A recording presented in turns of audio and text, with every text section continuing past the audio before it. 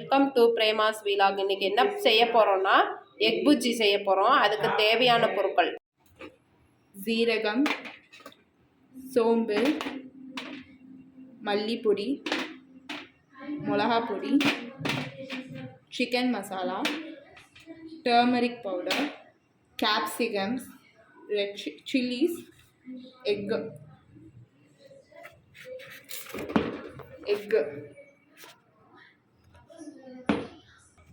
Onions, tomatoes, கறி leaf, அப்புறம் baby corns எடுத்து வச்சுருக்கோம். ஸோ வாங்க வீடியோக்குள்ளே போய் எப்படி பண்ணுன்னு பார்க்கணும்.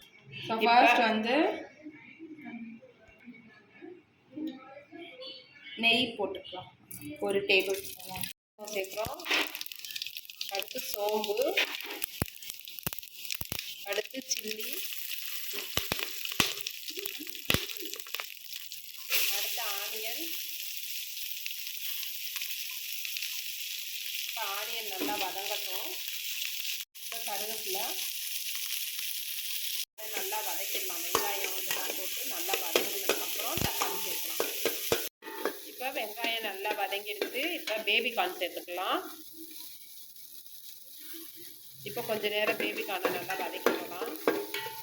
இப்போ தக்காளி சேர்க்கலாம்.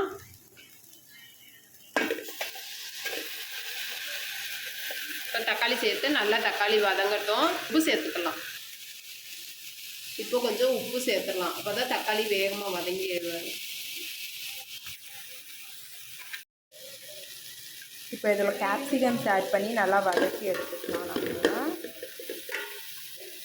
நம்ம கொஞ்ச நேரம் வதக்கி முடிச்ச உடனே கொரியாண்டர் பவுடர் ஆட் பண்ணிக்கலாம், டர்மரிக் பவுடர் ஆட் பண்ணிக்கலாம், சில்லி பவுடர் ஆட் பண்ணிக்கலாம், கரம் மசாலா ஆட் பண்ணிக்கலாம்.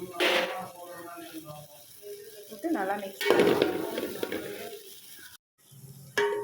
இப்போ கொஞ்சமாக நம்ம வாட்டர் தெளிச்சு விட்டுக்கலாம் மசாலாலாம் வேகிறதுக்கு.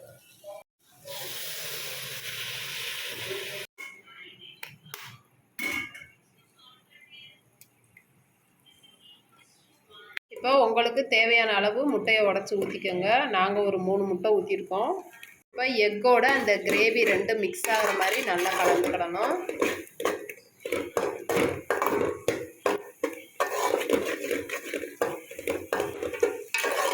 எக் புஜ்ஜி ரெடி ஆயிடுச்சு. சப்பாத்திக்கு சைடிஷ்ஷாக வச்சு சாப்பிட்லாம். ரொம்ப டேஸ்ட்டாக இருக்கும். கொஞ்சம் பெப்பர் கூட நீங்கள் காரத்துக்கு தூவிக்கலாம். ரெடி ஆயிடுச்சு. நீங்களும் செஞ்சு பாருங்கள். ரொம்ப டேஸ்ட்டாக இருக்கும். தேங்க்யூ. சப்ஸ்கிரைப் பண்ணுங்கள் எங்கள் சேனலுக்கு. தேங்க்யூ.